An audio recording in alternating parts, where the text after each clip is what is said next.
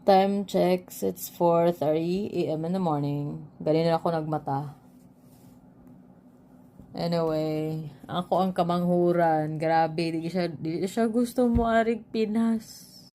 So, grabe na ako ang kuan. So, it took me like mga 20-30 minutes nga akong puyok-puyok niya.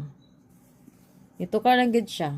Kay, una was, na walang iyahang a piece of sa chest bitaw. Tapos gisapot, tapos nagsungog-sungog, and then he decided dili daw kuno siya mulig Pinas. And dad said, nangutan na si dad why, and then na siya nga cause I don't like Philippines. Tapos di pwede kay nakapalit na og ticket. Tapos mom is there. Di nagigid siya. So, I called. Ikapila ko na nawag, mga 2-3 times, until finally, napuyok ra siya. Napuyok ra yung taon good siya.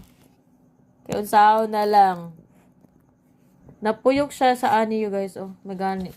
Nakapalit ko ani kagahapon. Napuyok ra siya stickers. Pero, nag-make deal me. I'm gonna show you something. Pero, you must be, ready na cause they're about to leave na in mga 1 hour na lang. Oh my goodness. So, napuyok na ko siya. So, he's finally in the shower.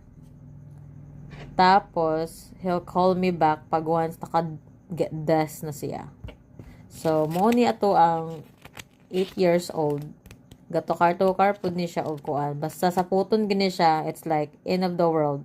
Kailangan imong patience ani is 1,010 times %.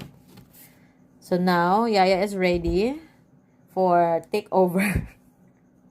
Good luck. So anyway, so mo to siya ang chika. Maayong buntag.